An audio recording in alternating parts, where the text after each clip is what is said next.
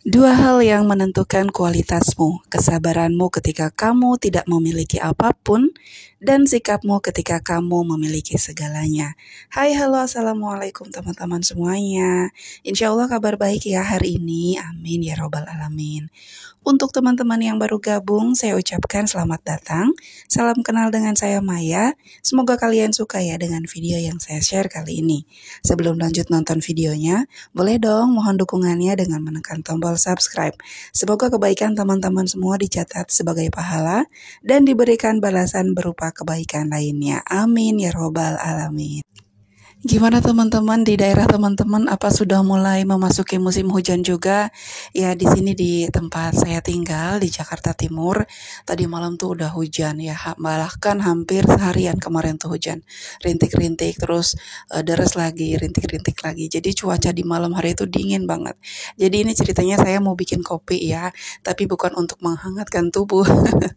Karena saya adalah masuk tim penyuka, pecinta kopi itu yang dikasih es batu. Kalau mau bikin teh manis pun begitu. Saya nggak suka yang hangat, tapi sukanya pakai es batu jadi tetap dingin-dingin. Nggak tahu kenapa ya, saya itu kalau dingin-dingin tetap nyarinya tuh yang dingin juga, nggak yang hangat-hangat kayak kopi hangat, teh hangat atau mungkin bakso. Saya tuh nyarinya kayak malah es campur. Terus es teh, jus, kayak gitu-gitu. Sedikit aneh, tapi ya memang begitu adanya. Oh iya, bicara tentang keinginan, kita semua kayaknya punya banyak keinginan, meskipun itu beda-beda ya. Ada yang ingin kaya, ada yang ingin terkenal, ada yang ingin berkuasa, ada yang hidupnya pengennya happy terus, ada juga yang pengen dimengerti terus. Alah, apa sih? Tapi dari sekian banyak keinginan yang berbeda-beda itu, ada satu poin atau satu hal yang saya yakin ini ada di setiap orang, yaitu ingin keadaan finansialnya sehat-sehat aja atau baik-baik aja, ya kan?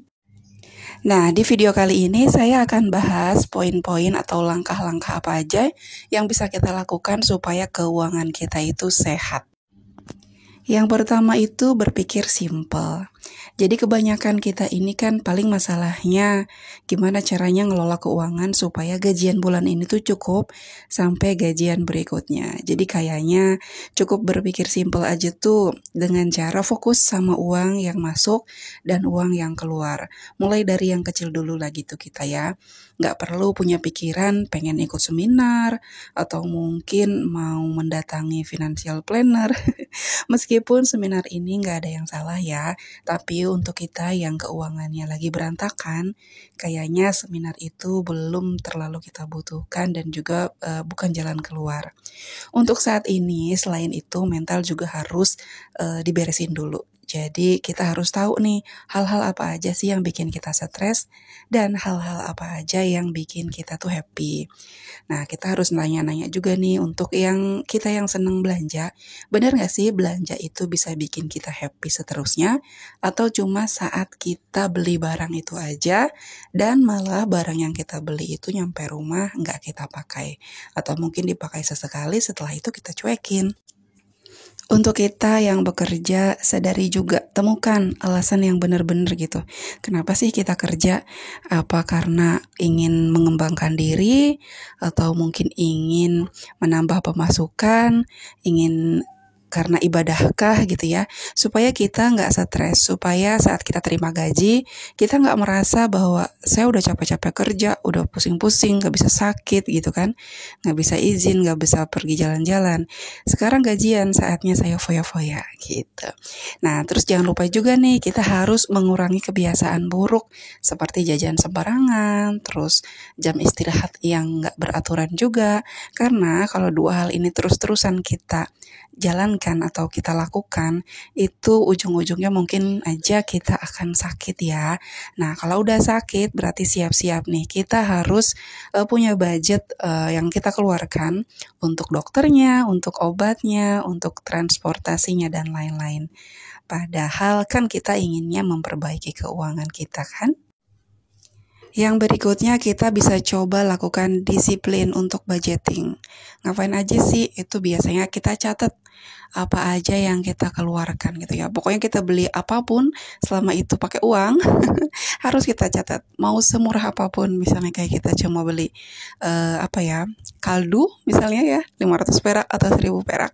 Kelihatannya sepele banget, alah cuma 1000. Tapi teman-teman jangan lupa, justru dari yang kita sepelein itu loh kadang-kadang kita mengalami kebocoran-kebocoran ya kan. Itu kadang-kadang kalau dikumpul-kumpulin lumayan juga loh teman-teman.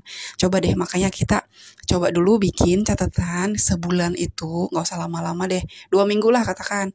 Catat dulu apa aja yang kita keluarin, jajan kita, jajannya anak-anak, yang cuma mungkin 3.000, yang cuma 2.000, 5.000 gitu. Coba deh dicatat, nanti ketika akhir minggu atau mungkin akhir bulan, teman-teman perhatikan, kira-kira kita itu udah jajan apa aja sih. Itu di situ akan kita temukan bahwa oh, seandainya saya waktu itu nggak jajan ini, nggak jajan itu, mungkin akhir bulan ini saya masih pegang uang sekian kayak gitu. Karena memang kita itu harus, teman-teman, kudu wajib gitu belajar menghargai yang kecil-kecil itu, termasuk recehan. Kalau sekiranya bakalan ribet gitu ya kayaknya, karena harus dikit-dikit harus nyari buku, dikit-dikit harus nyari pulpen untuk nulis, gampang. Sekarang udah banyak aplikasi ya teman-teman. Di handphone itu teman-teman tinggal pilih mau pakai aplikasi yang mana. Kalau saya pribadi masih senang nulis di buku gitu ya. Ketemu buku sama ketemu pulpen itu sesuatu yang menyenangkan banget buat saya. Jadi saya memilih setia dengan mereka. Berikutnya kita coba bisa bikin goals itu yang realistis. Artinya kita itu bikin goals itu yang masih napak bumi gitu, jangan yang ngawang-ngawang, jangan yang kayaknya nggak masuk akal. Meskipun ya namanya takdir gitu ya, bisa aja gitu Allah kasih kita tiba-tiba tempat yang langsung tinggi gitu ya, bisa aja. Tapi ini kan usaha kita untuk memperbaiki keuangan, jadi kita bikinnya goalsnya itu yang sekiranya bisa kita capai, supaya kita juga nggak stres, supaya kita bisa menikmati proses dari perbaikan keuangan kita itu. Kita ngelihat pencapaian orang lain udah sampai mana, itu boleh-boleh aja kita jadikan sebagai motivasi gitu ya, supaya kita juga lebih greget gitu untuk lebih baik lagi, untuk lebih semangat lagi berjuang. Tapi jangan juga dijadikan pencapaian orang lain itu sebagai bahan untuk kita malah jadi stres, malah kita jadi insecure, malah kita jadi ngerasa aduh kok saya kayaknya remah-remah rengginang banget. Ingat ya teman-teman, kata-kata itu adalah doa. Jadi kita jangan suka ngerendahin diri sendiri. Itu lebih parah daripada kita yang direndahin orang lain. Kalau kita direndahin orang lain, tapi kita otak alam bawah sadar kita bilang bahwa itu nggak benar, ya itu nggak benar. Tapi ketika kita udah ngebully diri sendiri, kita udah ngatain diri sendiri, ya udah, siapa lagi yang bisa nyelamatin pikiran kita itu gitu. Jangan sampai karena kita punya goals yang terlalu tinggi, bukannya bikin kita semangat, malah bikin kita stres, bikin kita insecure, kan nggak mau kayak gitu ya. Kita bikin goals aja yang sekiranya tuh akan memudahkan kita tuh untuk memulai. Misalnya, oh tahun ini saya mau melunasi hutang, berarti semua hutang tahun ini akan saya lunasi atau gitu ya misalnya. Nah jadi kita fokus ke situ aja dulu, nggak usah muluk-muluk kita punya tabungan 100 juta, kita bisa liburan ke luar negeri bersama keluarga. Itu mungkin akan kita jadikan goals di tahun berikutnya. Poin terakhir nih, dan ini penting banget, yaitu tutup akses sumber masalah keuangan kita. Sebagai contoh, buat kita nih para emak-emak ya, misalnya masalahnya saya tuh kalau lagi gabut suka iseng lihat-lihat toko online, nanti jadi pengen beli ini itu, akhirnya beli.